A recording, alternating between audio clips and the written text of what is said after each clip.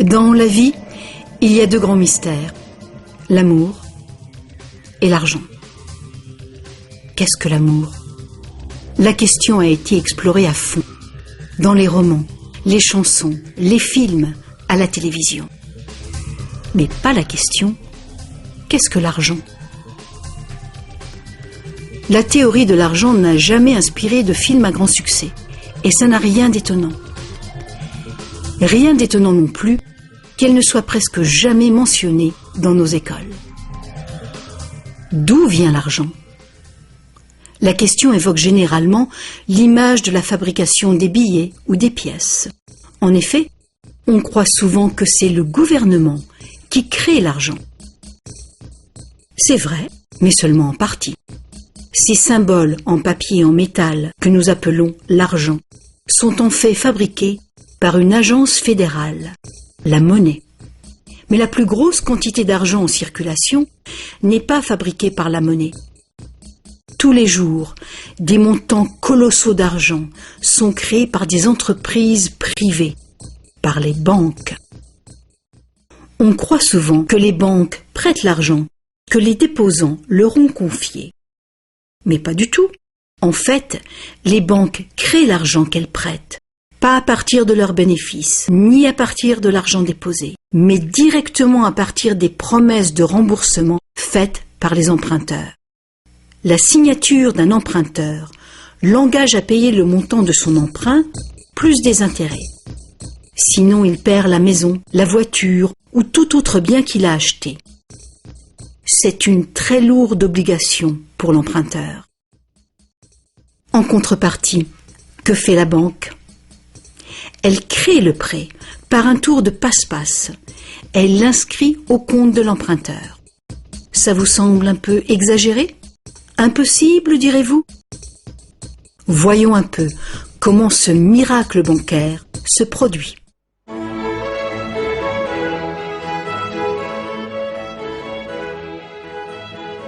Au fil de l'histoire, l'argent a pris bien des formes.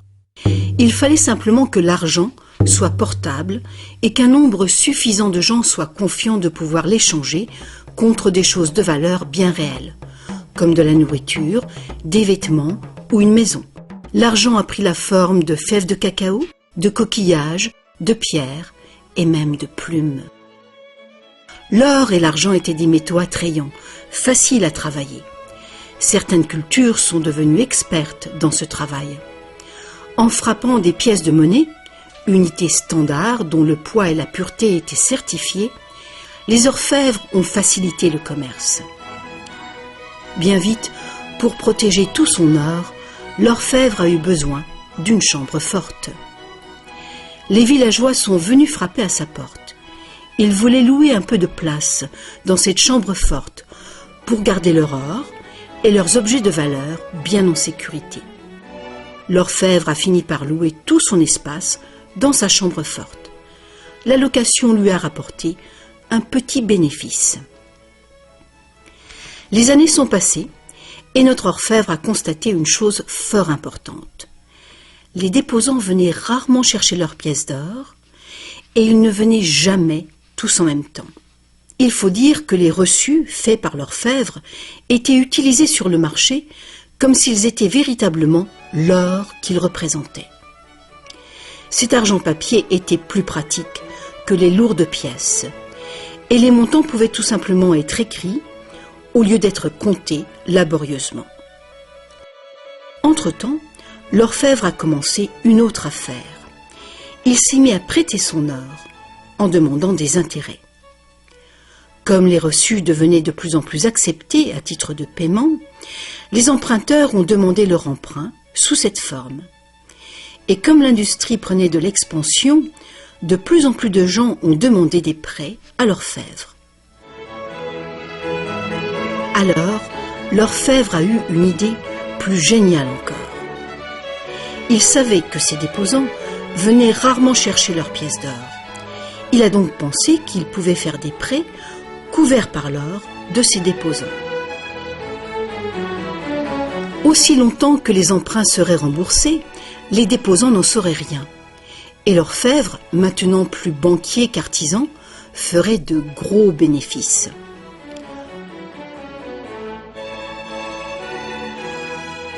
Pendant des années, en secret, l'orfèvre a tiré de bons revenus des intérêts sur les dépôts de ses clients. Maintenant gros prêteur, il devenait sans cesse plus riche et il commençait à étaler ses richesses. Les gens l'ont alors soupçonné de dépenser l'argent de ses déposants. Ensemble, ils l'ont menacé de retirer tout leur or si l'orfèvre ne s'expliquait pas sur sa richesse si soudaine. Contrairement à ce qu'on pourrait croire, la situation n'a pas tourné au désastre pour l'orfèvre. Malgré sa duplicité, il a pu montrer que les déposants n'avaient rien perdu. L'or était toujours en sécurité dans la chambre forte. Au lieu de reprendre leur or, les déposants ont demandé à l'orfèvre, devenu leur banquier, de leur verser une partie des intérêts. C'est ainsi que les banques sont nées.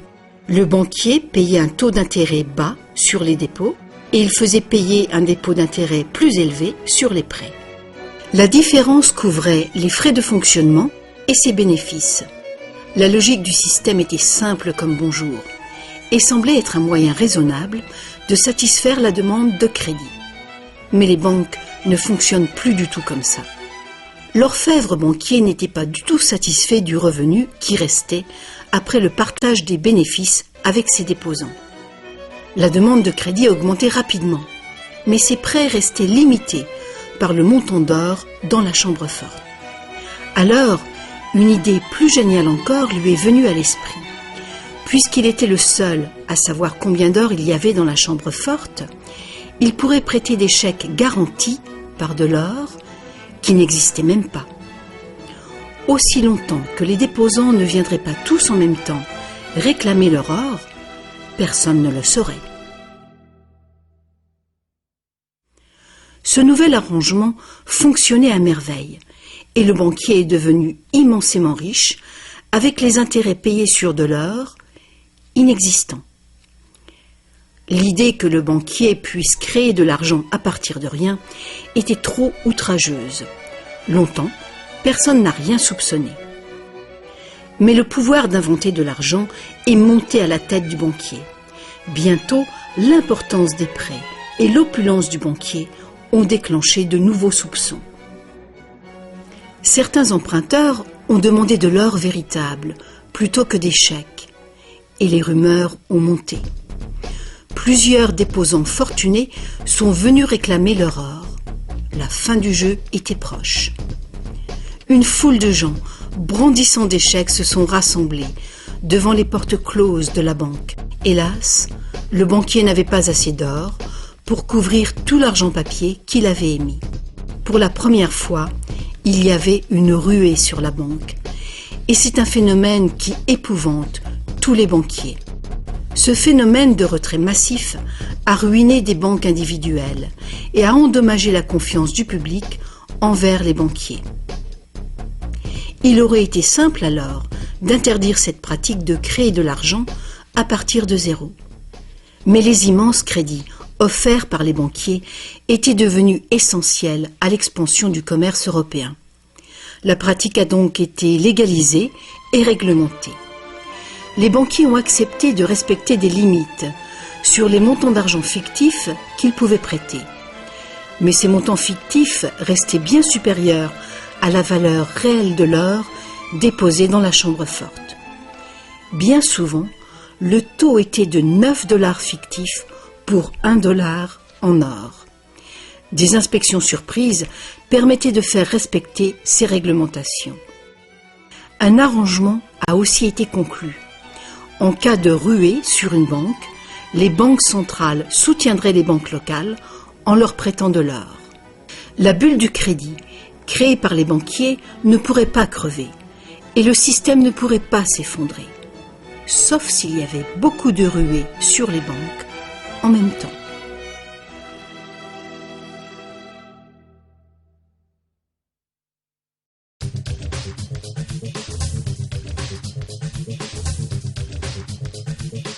Petit à petit, le système de réserve fractionnelle, soutenu par une banque centrale, est devenu le système monétaire dominant dans le monde. Et la fraction d'or qui garantissait l'argent créé par le processus de dette est progressivement arrivée à zéro. La nature même de l'argent a changé. Autrefois, un dollar en papier était en fait un reçu avec lequel on pouvait réclamer un poids fixe d'or ou d'argent. Actuellement, un dollar papier ou un dollar numérique peut uniquement être échangé pour un autre dollar papier ou un autre dollar numérique. Autrefois, le crédit créé par une banque privée existait sous forme de billets de banque privée. Les gens avaient le droit de refuser ces billets, tout comme ils peuvent refuser un chèque personnel aujourd'hui. À présent, le crédit créé par une banque privée est légalement convertible en devises fiduciaires émises par le gouvernement, comme les dollars, les livres sterling ou les euros. Les devises fiduciaires sont des devises créées par un décret gouvernemental. Des lois en font la monnaie que les citoyens doivent accepter pour paiement. Alors la question subsiste. Si les gouvernements et les banques peuvent tout simplement créer de l'argent, combien y a-t-il d'argent dans le monde ? Autrefois, le montant total d'argent était limité par les quantités physiques des éléments utilisés comme garantie. Par exemple, pour créer plus d'argent basé sur l'or, il fallait trouver davantage d'or. À présent, on crée vraiment l'argent à partir de dettes. Chaque fois que quelqu'un fait un emprunt à une banque, de l'argent est créé. Le montant total d'argent qu'il est possible de créer n'a qu'une seule limite réelle, le montant total de la dette.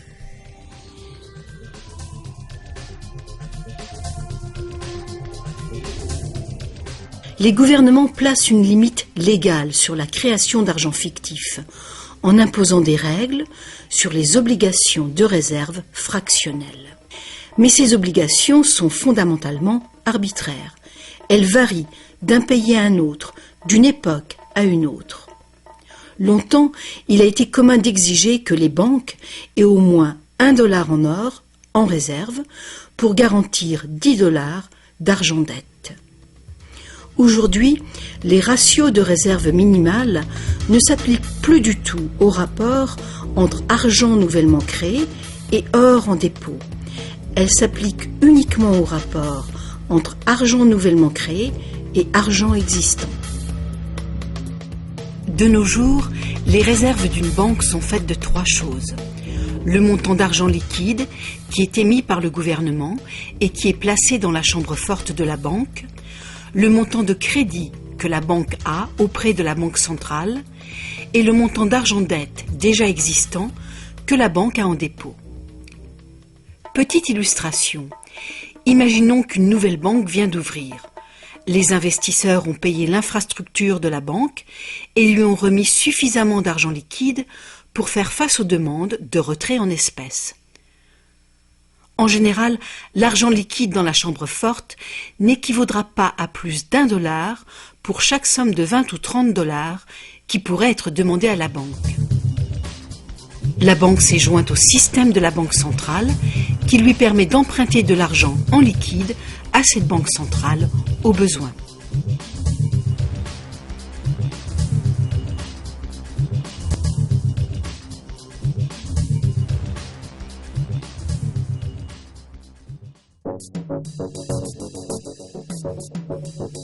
La banque ouvre ses portes et accueille son premier client pour un prêt. Le client a besoin de 10 000 $ pour acheter une voiture. Une fois la demande approuvée, la banque a créé un compte pour l'emprunteur et indique dans ses livres qu'elle doit 10 000 $ à cet emprunteur. Les 10 000 $ ne sont pris nulle part. Ils sont créés instantanément à partir de rien. L'emprunteur ne retire pas cet argent liquide, mais il fait un chèque sur son compte pour acheter son auto. Puis la vendeuse dépose à sa banque ce chèque de 10 000 $ nouvellement créé. Avec un ratio de 9:1, ce dépôt de 10 000 $ permet à la banque de la vendeuse de créer un nouveau prêt de 9 000 $.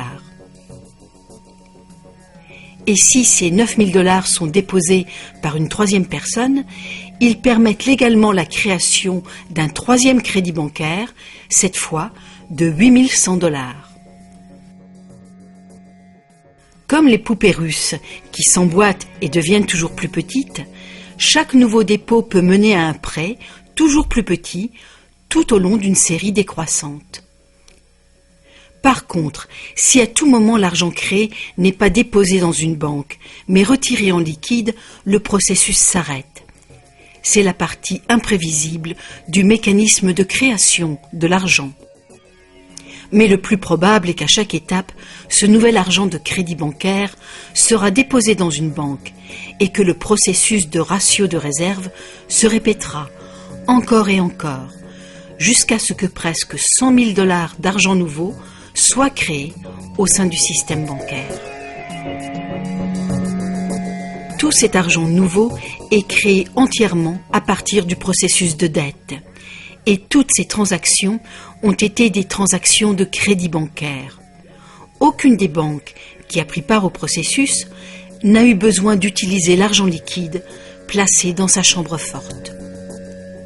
En plus, avec ce système ingénieux, les livres de chaque banque participante doivent montrer que la banque a 10% de plus en dépôt qu'en prêt. C'est donc un incitatif très fort pour les banques de solliciter des dépôts afin de pouvoir prêter davantage. Tout ceci crée l'idée fausse, mais généralement acceptée, que l'argent vient des dépôts. Bien sûr, rien n'oblige l'une des banques à multiplier le crédit bancaire initial de 10 000 $ pour arriver à un crédit bancaire de 100 000 $. Mais le système bancaire est une boucle fermée. Un crédit créé par une banque devient un dépôt pour une autre banque, et ainsi de suite. En théorie, dans un monde d'échanges égaux, parfait, les banques ne se devraient rien en fin de journée. Et les 10 000 $ créés à partir de rien par une première banque sous forme de crédit bancaire pourraient mener à la création de presque 100 000 $. Ça vous semble absurde? Écoutez un peu. Les ratios actuels de réserve peuvent être bien plus élevés que 9 pour 1.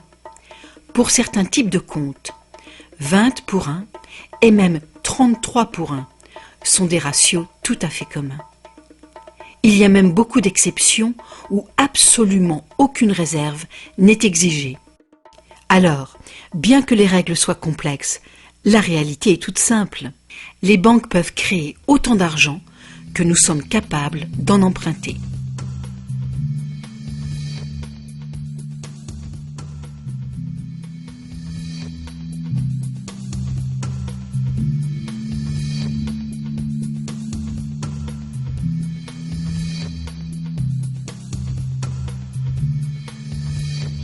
En dépit des images qu'on nous montre, l'argent créé par le gouvernement représente en général moins de 5% de l'argent en circulation. Aujourd'hui, plus de 95% de l'argent a été créé par quelqu'un qui a signé une reconnaissance de dette à une banque. Ces crédits bancaires apparaissent et disparaissent en quantité phénoménale tous les jours, au fur et à mesure que des prêts sont accordés ou remboursés.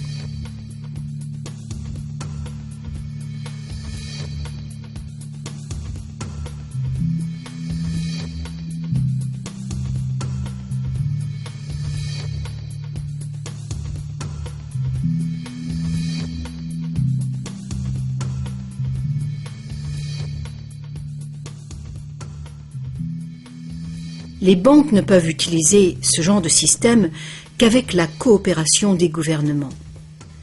Premièrement, les gouvernements passent des lois qui imposent l'utilisation de la devise nationale. Deuxièmement, les gouvernements permettent que les crédits créés par les banques privées soient payables dans leur devise nationale. Troisièmement, les cours de justice gouvernementales font respecter les obligations de paiement des dettes. Et enfin, les gouvernements adoptent des règlements qui assurent le fonctionnement et la crédibilité du système monétaire sans rien faire pour informer le public de l'origine véritable de l'argent.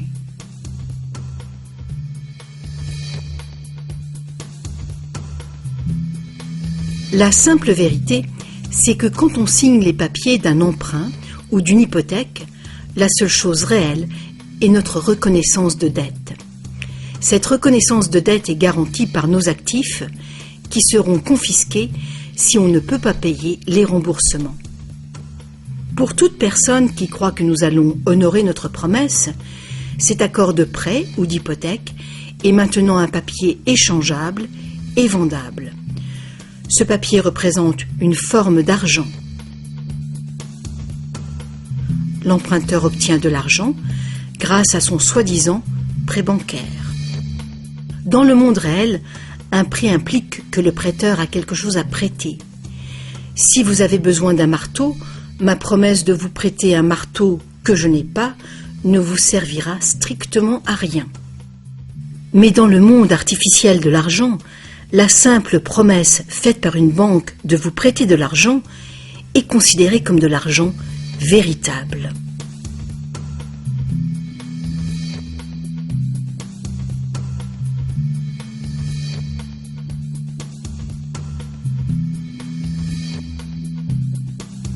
Ici encore, la vérité est simple. Sans le document signé par l'emprunteur, le banquier n'a rien du tout à prêter. Est-ce que vous vous êtes déjà demandé comment tout le monde, les gouvernements, les entreprises, les familles, peut être endetté en même temps et pour des sommes aussi colossales? Est-ce que vous vous êtes demandé comment il peut y avoir autant d'argent à emprunter? Maintenant, vous le savez. Il n'y en a pas. Les banques ne prêtent pas l'argent. Elles le créent. Et c'est de l'argent dette. Comme la dette est potentiellement illimitée, la quantité d'argent créée est illimitée, elle aussi. Mais l'inverse est vrai également. Vous n'êtes pas étonné qu'en dépit de toutes nos ressources, toutes nos inventions et toute notre productivité, nous soyons presque tous si lourdement endettés, aussi bien les gouvernements que les entreprises et les particuliers? Ah, si seulement les gens cessaient de se demander comment est-ce possible?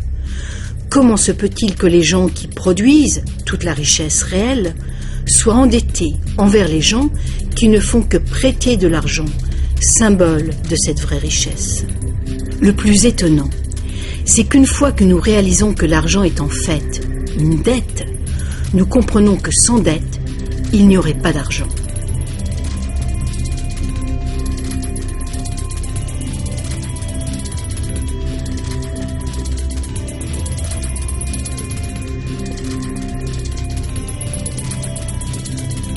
Si toute cette explication est nouvelle pour vous, rassurez-vous, vous n'êtes pas seul.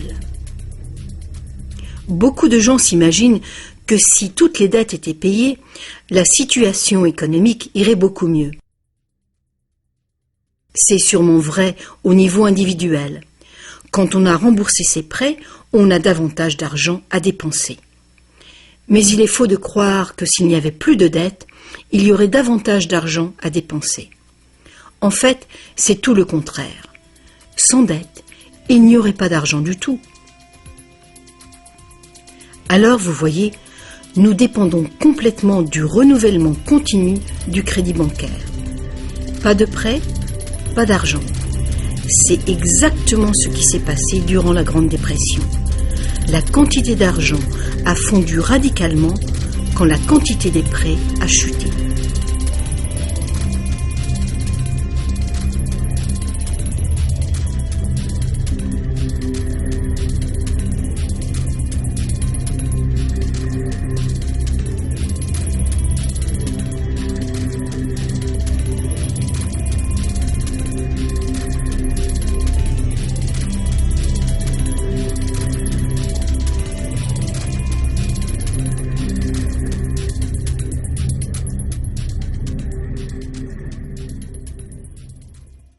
Il faut bien souligner que les banquiers créent uniquement le montant du principal. Ils ne créent pas l'argent qui sert à payer les intérêts. Alors, d'où vient cet argent. Le seul endroit où les emprunteurs peuvent obtenir de l'argent pour payer les intérêts est l'ensemble des fonds de l'économie générale. Mais presque tous ces fonds ont été créés de la même façon, à partir de crédits bancaires. Donc partout, il y a des emprunteurs qui se trouvent dans la même situation. Ils cherchent désespérément l'argent pour rembourser le principal et les intérêts dans une réserve globale d'argent qui ne contient que le principal. Il est donc tout à fait impossible pour tout le monde de payer le principal plus les intérêts, à moins que chaque dollar d'intérêt reçu par les prêteurs ne soit recyclé vers ceux qui ont besoin de cet argent pour faire leur paiement. Il faudrait donc que les intérêts sur le principal soient dépensés à 100% pour que les emprunteurs puissent gagner les dollars correspondants encore et encore. Bien sûr, une grande partie de cet argent est dépensée sous forme d'intérêts payés aux dépositaires, de dividendes et de frais de fonctionnement.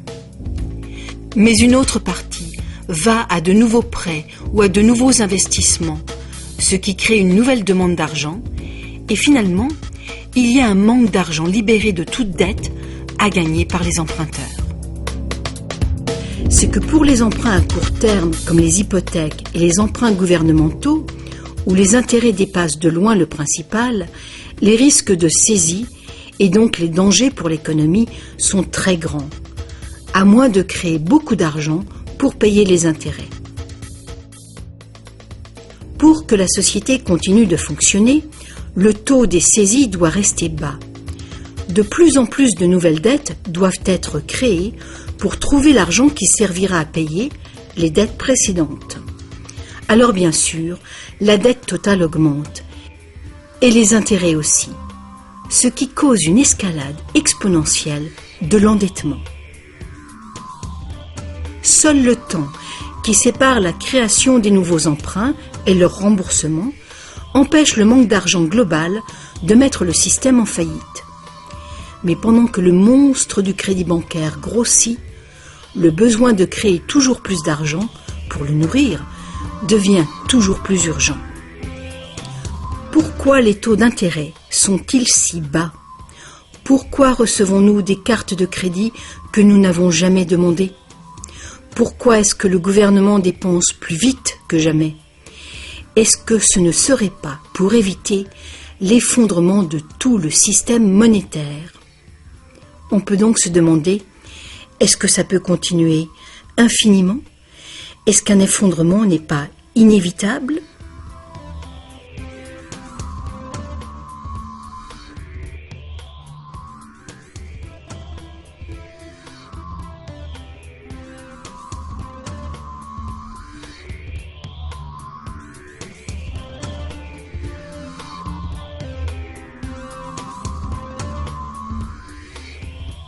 L'argent facilite la production et le commerce. Quand la quantité d'argent augmente, l'argent perd progressivement de sa valeur. C'est l'inflation. À moins que le volume de production et de commerce dans le monde réel augmente proportionnellement pour compenser cette augmentation. Ajoutez à cela que quand on parle d'une croissance économique de 3% par an, par exemple, on pourrait croire que c'est un taux constant. Eh bien, pas du tout. Les 3% de cette année représentent plus de matériaux, plus de produits, plus de services que les 3% de l'année précédente, car il s'agit de 3% d'un nouveau total. Ce n'est donc pas une ligne plate, continue, mais une courbe exponentielle de plus en plus raide. Le véritable problème est qu'une croissance perpétuelle de l'économie réelle exige une escalade perpétuelle de la consommation des ressources et de l'énergie. De plus en plus de choses doivent passer de l'état de ressources naturelles à celui d'ordures, année après année, juste pour éviter l'effondrement du système. La situation est grave, très grave. Alors quoi faire? Pour commencer, un concept radicalement différent de l'argent s'impose.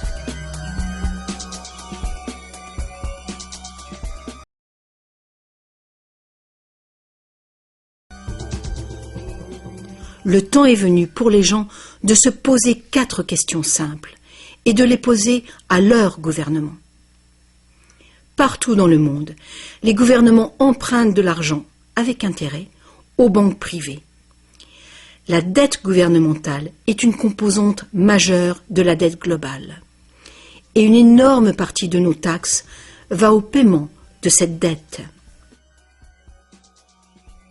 Maintenant, nous savons que les banques créent l'argent qu'elles prêtent et que les gouvernements les autorisent à le faire. Nous savons aussi que les gouvernements créent les devises par décret et qu'ils ont au moins le même droit que les banques de créer leur propre argent. Alors, première question.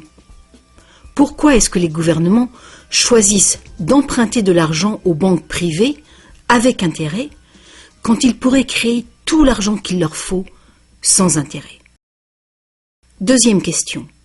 Pourquoi créer de l'argent à partir du processus de dette? Pourquoi pas créer de l'argent qui circule en permanence et qui ne doit pas sans cesse être réemprunté pour exister? Troisième question. Comment un système monétaire fondé sur l'accélération perpétuelle de la croissance peut-il servir à construire une économie durable? N'est-il pas évident qu'une croissance en accélération perpétuelle est incompatible avec la durabilité? Et finalement, pourquoi notre système actuel dépend-il entièrement d'une croissance perpétuelle? Que faut-il changer pour créer une économie durable?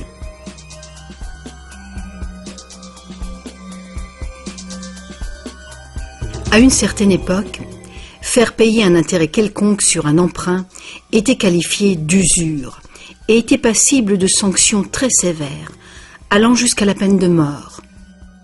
Chaque grande religion interdisait l'usure. La plupart des arguments avancés contre l'usure étaient d'ordre moral. La seule finalité légitime de l'argent était de faciliter les échanges de biens et de services réels. Toute tentative de gagner de l'argent avec de l'argent était considérée comme un mal, ou même comme un vol. Mais comme les besoins de crédits commerciaux augmentaient, les arguments moraux ont fini par céder. On en est venu à dire que prêter de l'argent constituait un risque pour le prêteur, et qu'il était donc justifié de faire des profits sur un prêt. Aujourd'hui, ces notions semblent dépassées. Faire de l'argent avec de l'argent est considéré comme un idéal à poursuivre. Pourquoi travailler si on peut faire travailler son argent pour soi? Ceci dit, quand on parle d'avenir durable, il est clair que faire payer des intérêts constitue un problème d'ordre moral et d'ordre pratique. Imaginons une société capable de durer des siècles parce qu'au lieu de piller ses ressources, elle consomme uniquement ce qu'il lui faut dans l'immédiat. On ne coupe pas plus d'arbres qu'il n'en pousse. Toute l'énergie est renouvelable, solaire, gravitationnelle ou géothermique, magnétique ou autre. Cette société vit dans les limites de ses ressources non renouvelables, en réutilisant et en recyclant tout. Et la population n'augmente pas en nombre.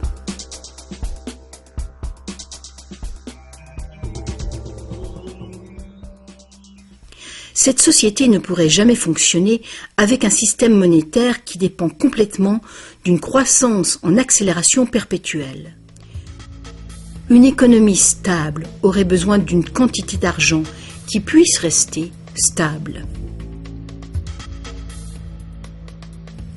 Imaginons que cette quantité totale d'argent stable est représentée par ce grand cercle.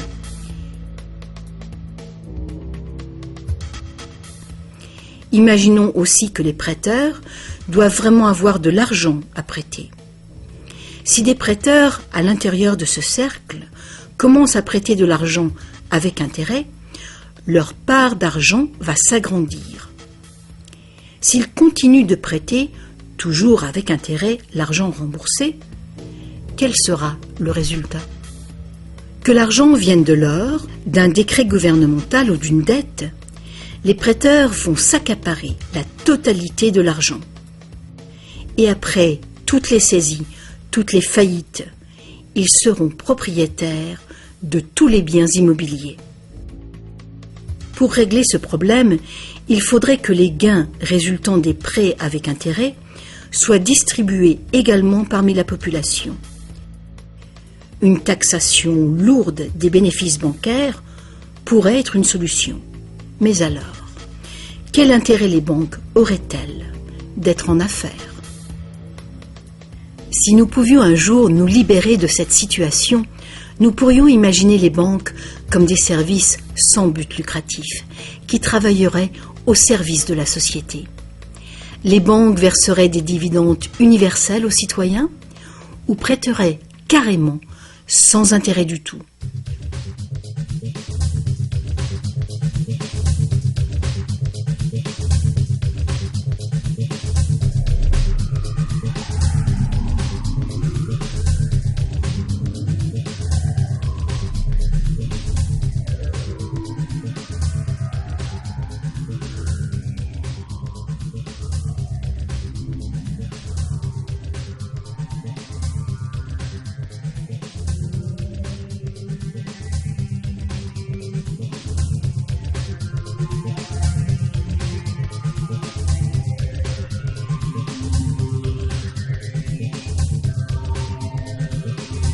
Si tous ces problèmes viennent de la nature fondamentale du système, inutile d'essayer de bricoler le système. Il faut le remplacer.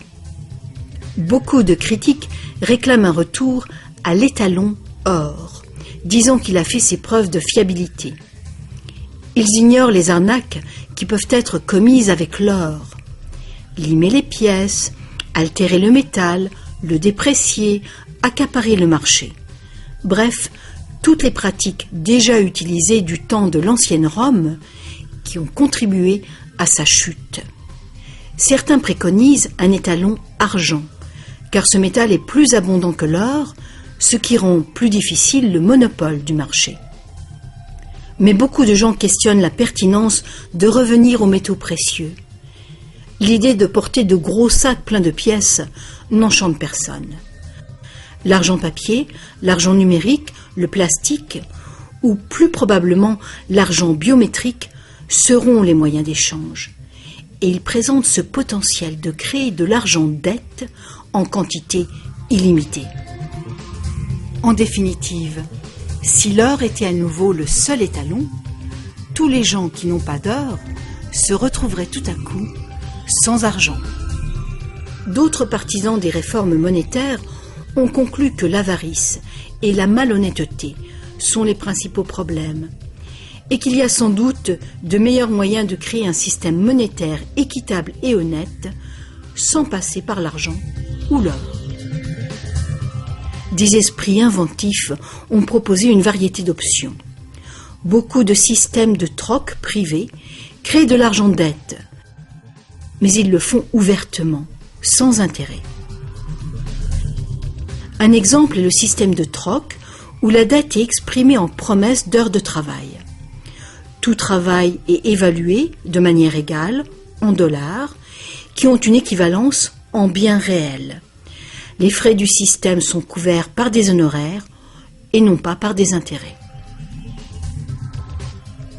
Ce genre de système monétaire peut être mis en place par toute personne capable de concevoir un moyen de comptabiliser et de trouver des participants dignes de confiance.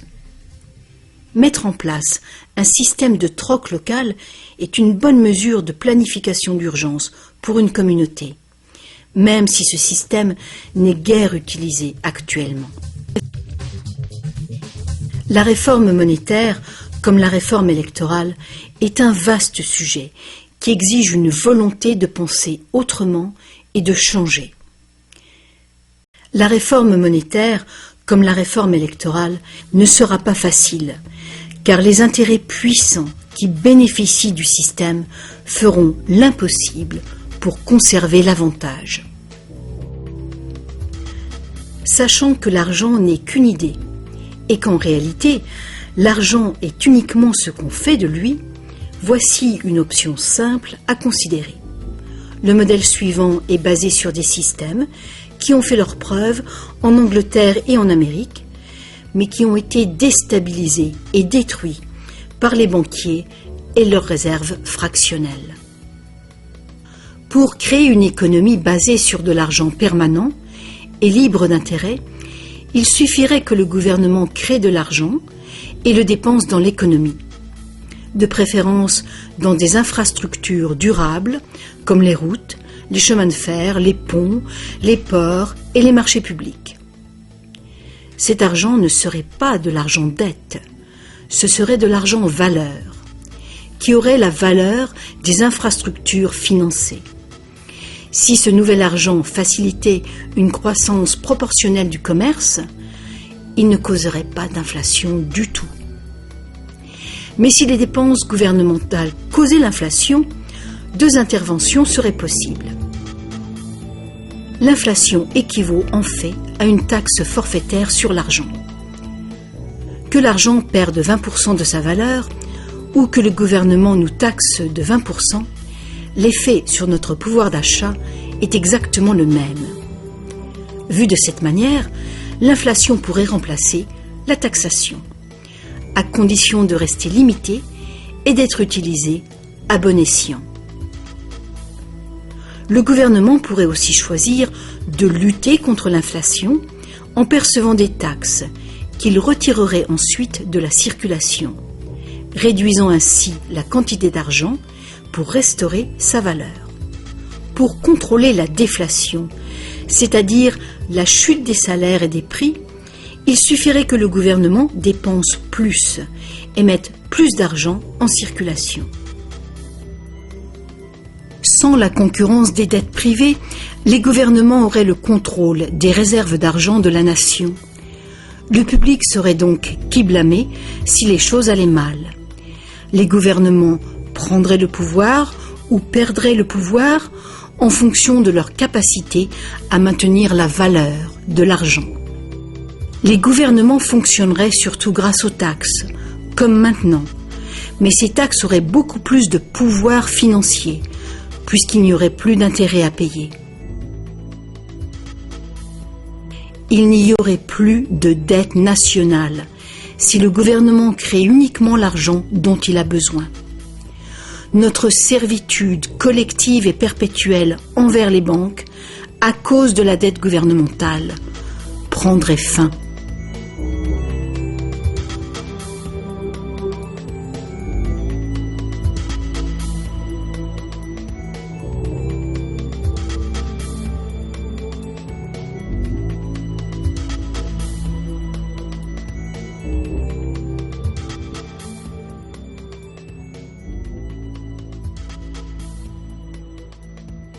On nous a trompés. Ce qu'on appelle démocratie et liberté sont devenus en réalité une forme ingénieuse et invisible de dictature économique. Aussi longtemps que notre société dépendra du crédit bancaire pour son apport d'argent, les banquiers continueront de décider qui reçoit de l'argent ou pas.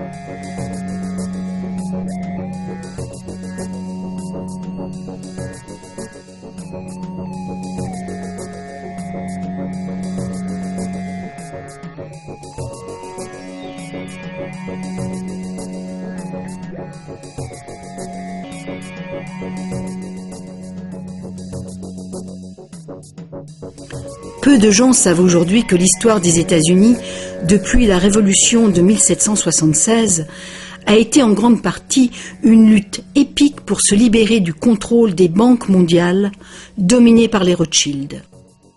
Cette lutte a finalement été perdue en 1913, quand le président Woodrow Wilson a signé la loi de la réserve fédérale, donnant le pouvoir de créer l'argent américain à un cartel de banques internationales.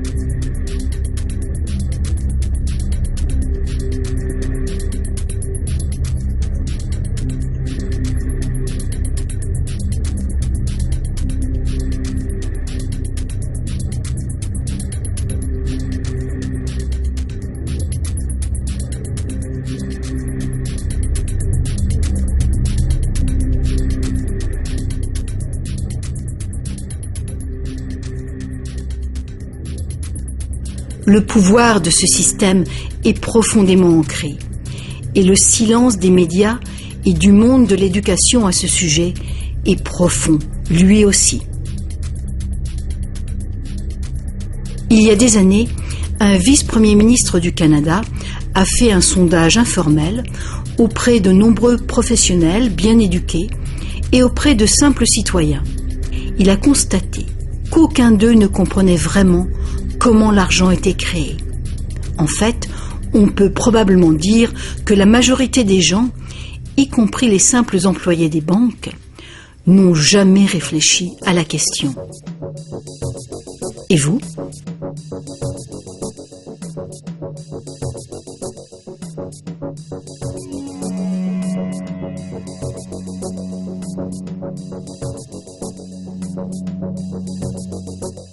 Le système moderne de l'argent-dette est né il y a un peu plus de 300 ans, quand la première banque d'Angleterre a été créée par une charte royale, lui autorisant des prêts fractionnels de dépôt d'or au ratio de 2 pour 1.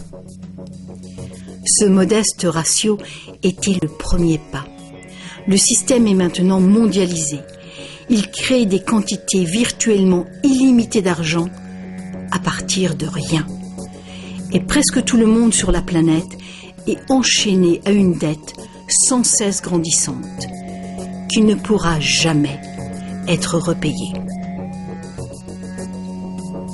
Est-ce que tout cela serait arrivé purement par accident? Ou est-ce qu'il y a conspiration? De toute évidence, l'enjeu est considérable.